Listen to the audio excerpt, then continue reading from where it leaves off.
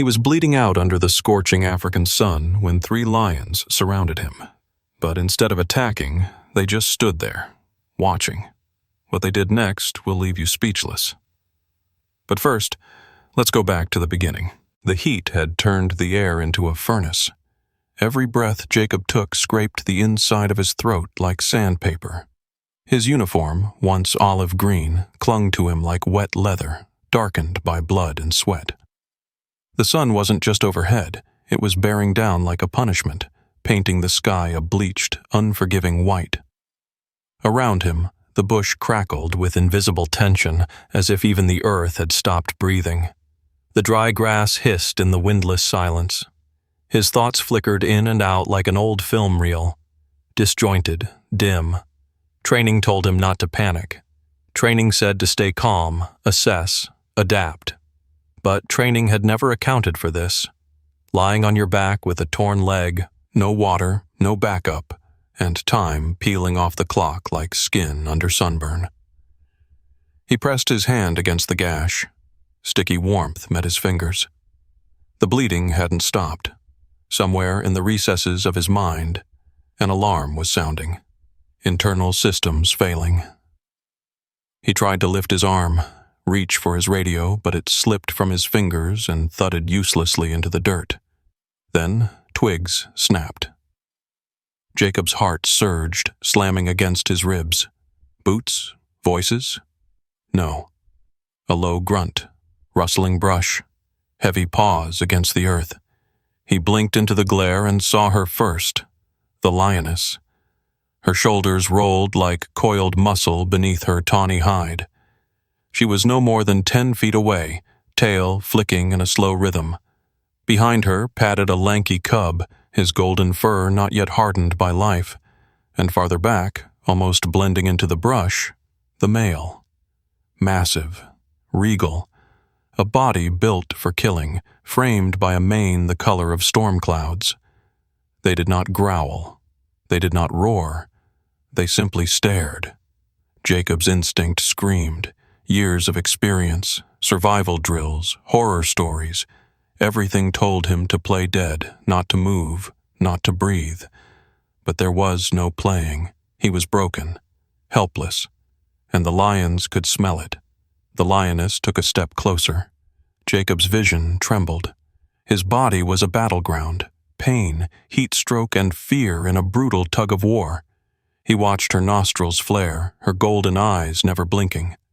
The cub circled, curious, ears twitching. Jacob's lips parted in a cracked whisper, not even a prayer, just a breath, the last defense of a man who had given everything to this land and now lay beneath it, waiting to be devoured by what he'd sworn to protect. But the lions didn't lunge.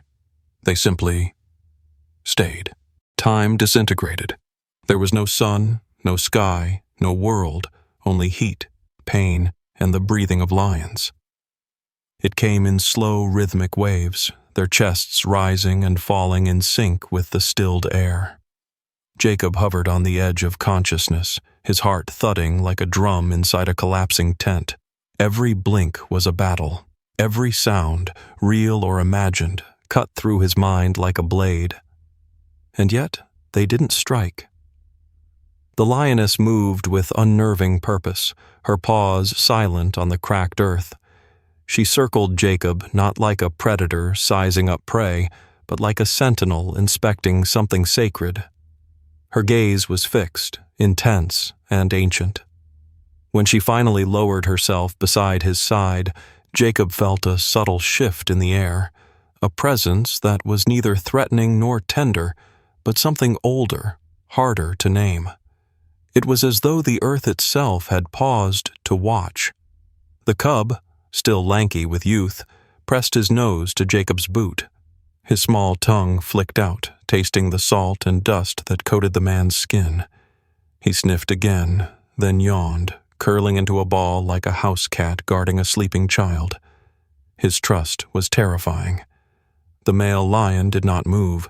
His eyes, pools of quiet fire, scanned the open field. Wind tugged at his dark mane, and he did not flinch. His sheer presence radiated an authority no human could challenge.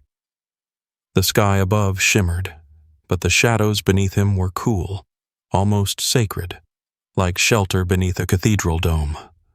From somewhere above, miles up unnoticed, a drone buzzed faintly, capturing the impossible. The footage would later be dissected, debated, revered. But in that moment, it was only 3 lions and 1 broken man, their roles inverted, the laws of the wild rewritten in silence. A vulture circled high above. The male's eyes locked on it for a single breath, then back to the trees. Protective, commanding. Jacob's body had long since stopped resisting. He was barely breathing, but part of him, buried deep in the marrow, registered something profound. He was not prey. Not today. The lioness shifted, casting a sliver of her shadow across his face, shielding his cracked skin from the sun. It was a gesture so foreign, so quietly deliberate, that it didn't belong to the world Jacob knew. It belonged to something else, something forgotten. No creature moved for hours. No creature dared. The circle had been drawn, and within it, Jacob was not consumed. He was kept. The bush gave way to the low whine of approaching engines. 3 tan-colored 4x4s kicking dust into the sun-blasted air, tires skimming over the brittle terrain. Inside, 5 rangers gripped their rifles with white-knuckled fists. The signal had come from Jacob's backup GPS, a last-resort distress beacon that only activated in near-death scenarios. They'd followed the weak pulse like a lifeline, hearts clenched, minds already preparing for the worst. Vultures, a lifeless body, a scene soaked in finality. They found none of that. What they found instead rooted every man to the spot, as if gravity had deepened around them. Just beyond a grove of low-thorn acacia, Jacob lay motionless, his uniform torn, face sun-scorched, his arm curled over his chest like a man half dug into the afterlife. But it wasn't just him. At less than 20 meters away, poised like a statue carved from thunderclouds, stood a lion. Not moving, not snarling, not even flinching. The alpha male towered above Jacob like a monument. His mane swayed gently in the wind, but his eyes stayed fixed, directly on the armed men. His muscles were taut, ready, not aggressive, but impossibly still. There was no panic in him, only calculation. Behind him, the lioness remained half-curled near Jacob's side, her ears twitching but otherwise still. The cub had nestled into the curve of Jacob's boot, breathing slow, steady, as if this human had always belonged. Ranger Daniel Kent was the first to raise his weapon, standard protocol, but the barrel barely crested the window before he stopped. The lion's gaze met his. There was no rage in it, no wild fury, only a silent statement so ancient it didn't need words. "He is under our watch." Daniel lowered his rifle. One by one, the others did the same. No one spoke. The lion gave a single, low grunt, a sound that vibrated through the bush like distant thunder, and turned. The lioness rose without hesitation, nuzzled the cub to his feet, and together, the 3 vanished into the bush. No rustle, no drama, just the parting of grass, then stillness. Only then did the rangers move. They ran to Jacob, breathless, trembling, not just from relief, but from the weight of what they'd witnessed. He was alive, barely, skin blistered, pulse weak, lips cracked, but breathing. As they lifted him onto the stretcher, Daniel looked back into the trees, half expecting glowing eyes in the shadows, half praying for one more glimpse, but there was nothing, only silence, only awe. The hospital walls were white and humming, antiseptic and too still. Nothing like the pulsing, raw wilds Jacob Miller had lived in for nearly 2 decades. Outside the window, city traffic whispered in the background, but Jacob's mind kept drifting back to rustling grass, scorched winds, and the unblinking eyes of lions. He didn't speak much, didn't need to. The world had already done enough talking for him.